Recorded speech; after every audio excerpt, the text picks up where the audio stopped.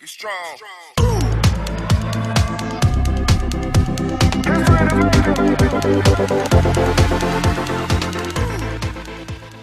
Well, it looks like Sean's not joining us again, Damo, so it's just you and me. But welcome back to the Trikes Performance channel. My name is Rob Delves, and I'm joined as always by Damon Bednarski, talking today about mental health in practitioners. And in this episode, we're going to talk more about bubbles in terms of COVID bubbles and team sports relocating to play in bubbles around Australia, given the various lockdowns that have happened across numerous team sports now. So Damon and I have been fortunate enough, I guess, if you could call that, to experience bubbles, I guess, in terms of either traveling away with the team or being immersed in that sort of quarantine training and back to our hotel sort of setup. So we've got a few different insights on this, and we're keen to share them with you in today's episode, Damo. Yeah, we certainly are, Rob. You're currently up in the bubble, aren't you? Or at the hub? Well, see, at the moment, not technically in a bubble, which is good. So in Queensland at the moment, so it's pretty good here in terms of the COVID situation. So fortunate enough to be able to get out and about from the resort, which is really good. But still have some similar experiences to what I'd imagine you experienced last year with the Renegades. Do you want to maybe touch on that first, Damo? Briefly just go through your experience in a bubble and maybe talk about your living conditions first. I think that might be a good segue to start. Yeah, so last year with the WBBL being from the dirty Victoria state that they classed it as, we had to do, what did we do? We did 2 weeks of pre-departure quarantine here in Melbourne, so essentially under the hard lockdown rule, which was not really any different to what it was in Melbourne anyway, but we were still able to train during that period with permits and whatnot. And then we went to Sydney and had 2 weeks of hard lockdown there, so hotel quarantine. Again, with the professional athlete exemptions, we were able to go outside and train for 3 hours a day. But outside of that, you were confined to your hotel room. So I got very accustomed with the hotel room at the lovely Ibis at Olympic Park. So yeah, that wasn't. I found that not too bad. 3 hours outside per day actually was probably too much. It's a lot. It's a lot in one hit. Like if you're able to be outside for 3 hours at your own choice, it's obviously not that much. But when you're told you've got 3 hours now, you hit it real hard and think, yeah, and then flog yourself because that's the only time outside, and then you come back into your hotel room. After that, we got moved literally next door to the Novotel Hotel, and we were there for the 5 or 6 weeks of the tournament, which, because of the whole biosecurity rules, and it was a bit of a Cricket Australia sort of trial essentially to see what would happen for the test summer and the men's Big Bash, we were in a hub there. So we were at the Novotel Hotel, and all of the teams and umpires and support staff and everything were all in the same hotel. But you still weren't really allowed to do much. Like, you could go out to exercise, but you had to sign a permission slip essentially to go out, and you could go to your scheduled trainings and games and that, but you couldn't interact with the general public or do anything. I think in the last week, when things had sort of died down a little bit, they opened up the freedoms a little bit, and we were allowed to go to like restaurants and you could see people outside and stuff like that. But overall, like, you're staying in a hotel, you're getting fed, your washing's done for you, all those sorts of things. So in terms of conditions, you certainly can't complain, which we've had this discussion as well. It's not a bad setup, but it does become a little bit Groundhog Day-like. And being in that scenario where you're next door to the coaches and the players and everything like that, work just seems to become 24 hours a day rather than your normal, let's go to training, we go to the game, then you go home. There's not really an opportunity to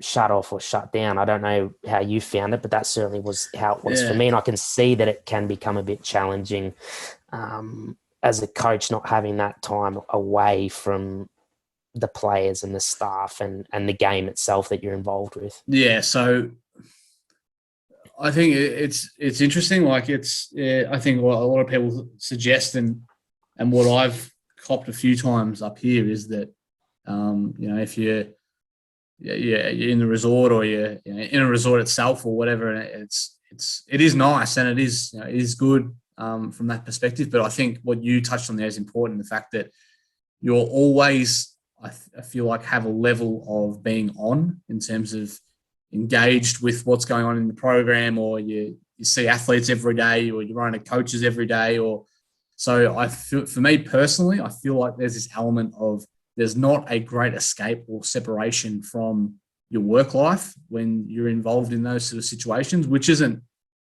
necessarily a bad thing for some people, but I think for others, people need a bit of a disconnect there as well. So for me personally, I always enjoy my time to myself.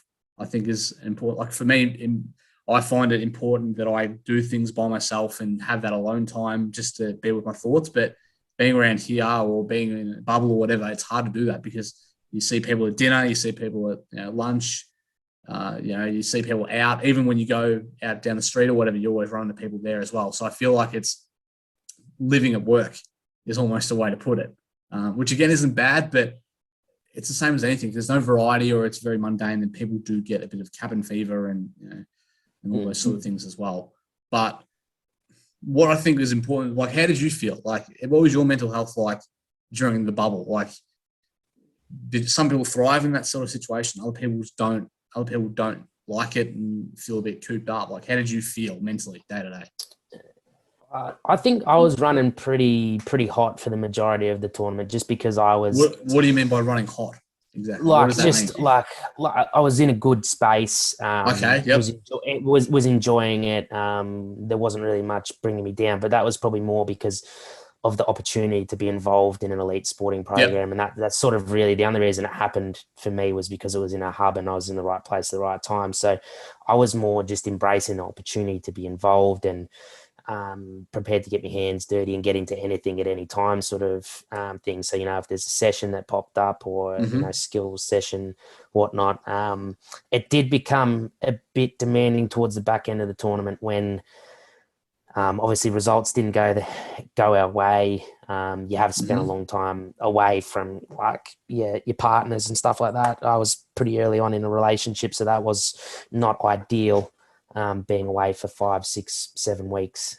So did you think your mood fluctuated then, or was it constant throughout? Or obviously losing makes everybody a bit, on edge. But were you consistent, or were you like what was your mood actually like? In front of the players, always like the same. I think you present that constant wall. Towards the back end, I'd say in the last week or two, when people around you as well, like the coaching staff and the support staff, were starting to break a little bit as well from that sort of cabin fever. But not also that. I think it's because as well that as the support staff and the players that are in that squad know you and trust you, they'd spent that amount of time with me. So most of them I'd only known for the 5, 6 weeks, leading into that last couple of weeks.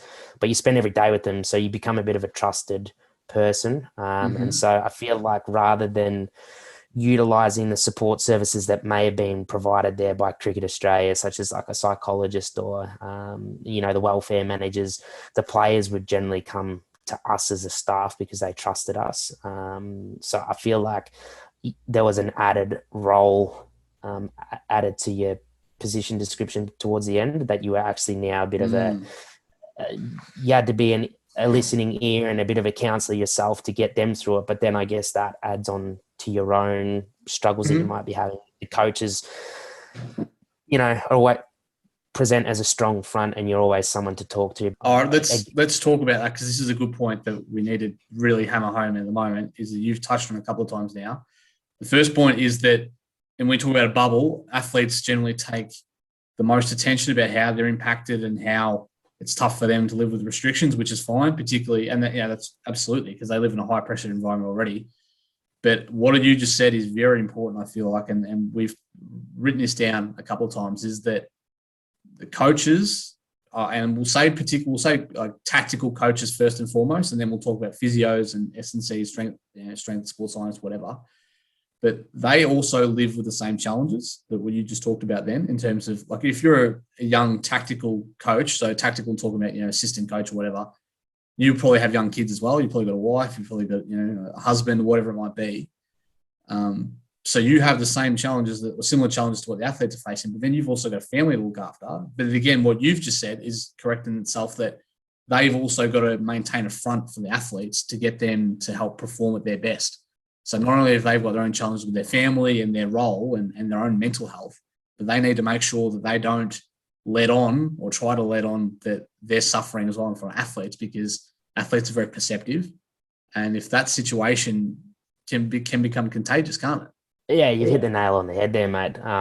Like you said, that's you as the coach, I guess, with the, like you said, S&C physios and stuff, like, you're not really in the limelight, but the coach is the one that has to front the media, do that. They have to, devise the plans. They live and die by results. And then again, especially in these hubs, generally the support staff aren't able to bring their partners and kids along as well. So they're in exactly the same position with the same pressures, but then also got to absorb anything that relays back from the players. So yeah, I think great word. It is a great word. It's definitely one of those fronts. And I was one thing that we haven't really touched on yet as well, is that when you're in these positions and you might have some mental health things going on, you don't always want to talk to the general psychologist that's been provided or the welfare person that's there, because you may not know them. Like I know in my experience, I wouldn't have been able to spot the person out if we were in the dining hall who they were.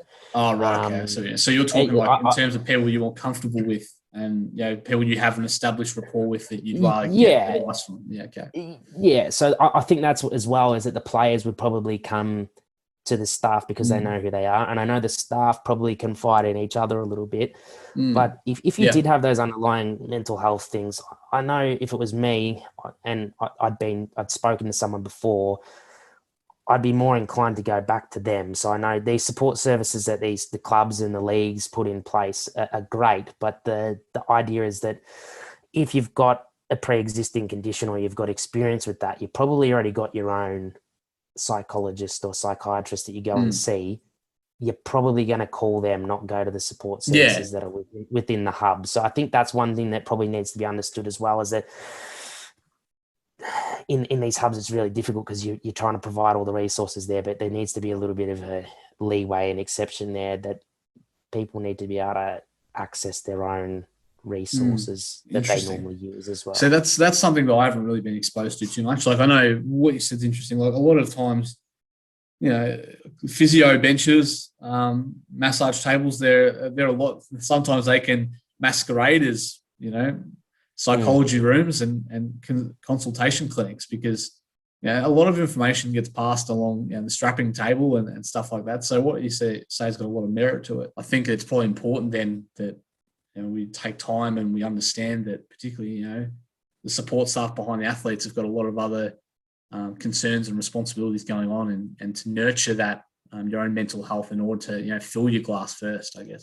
I think the only other thing I sort of had to add was that it actually took a little bit of time to like normalize back into like society a little bit after being in that setup for 7 weeks. Like, it was a bit strange to come back and be allowed to do what you want to do. The weirdest thing for me was actually like reintegrating back into what like normal society, as you call it, because after 7 weeks, that was probably toughest for me afterwards, then, because you get in this set routine and this it's a collective group, isn't it? It's a collective group led adventure that you're all a part of, and you're all bonding together over it. So I can understand that for sure. All right, well, Damo, that's a pretty good discussion there. I reckon there's a couple of good, honest experiences there, and some pretty forthright discussion too, I reckon. So hopefully, I guess if you're watching this, you got some insight into it, or if you've lived or experienced the bubble life, you might find some similarities and common ground between Damo and I, because it is an interesting experience and places pretty unique pressures on families and individuals as well. So it's something that definitely need to be cognizant of and aware of, particularly as this pandemic rolls on. So thanks to you, Damo, for your time today. Insightful as ever. And that beanie's doing plenty. So thanks very much, and we'll see you next time. Thanks, Rob.